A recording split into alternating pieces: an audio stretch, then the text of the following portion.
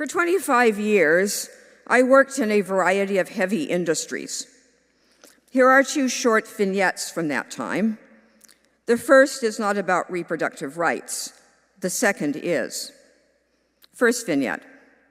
I'm 22, on my first day at a foundry in Phoenix, standing adjacent to a giant horizontal wheel.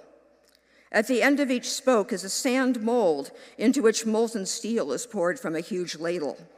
As the wheel moves slowly around, I lunge at each mold with a metal pole to knock off the downstream lip so that any excess steel will pour through a channel into the next mold rather than overflowing onto the floor. But no matter how hard I try, few break off. Next to me is another new hire, a big buff white kid. He gets far more, while muttering derogatory sexist remarks about me. I am ashamed, but on a break, a small middle-aged Latino man takes me aside and tells me it is not about force, but about technique. If tapped in a certain spot, they just fall off. His advice worked. And the juiciest part of the story is, no one told the flabbergasted guy next to me. He just kept lunging away. Second vignette. 4 years later, I am unemployed in Salt Lake City, as is Ken Morgan, a former copper miner I had just started dating. The coal mines in the central Utah mountains had openings.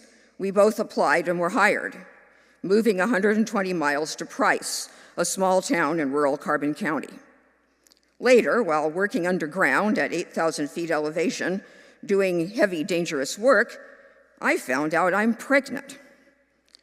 Ken and I decided to go ahead with it, and as in a small conservative town, we got married. Our United Mine Workers Union contract offered generous maternity leave, but no doctors in Carbon County would sign the required form because they didn't think women should work in mines. Now, a doctor at the University of Utah Medical Center in Salt Lake did sign, and furious, we vow that barring a true emergency, our child will be born there, not in Price. I kept working until I couldn't buckle my tool belt at almost 7 months. I went into labor at 3 o'clock in the morning on November 11th, 1982.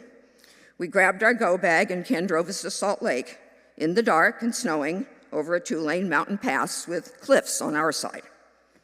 Thankfully, we arrived with time to spare, and Jeff Morgan, now 43, was born. I could tell many horrendous stories about how women were treated in such jobs, but also many stories like the first vignette, that an older Mexican immigrant who experienced way more discrimination than I ever have took pity on a scrawny little white girl was an example of working class solidarity I will never forget.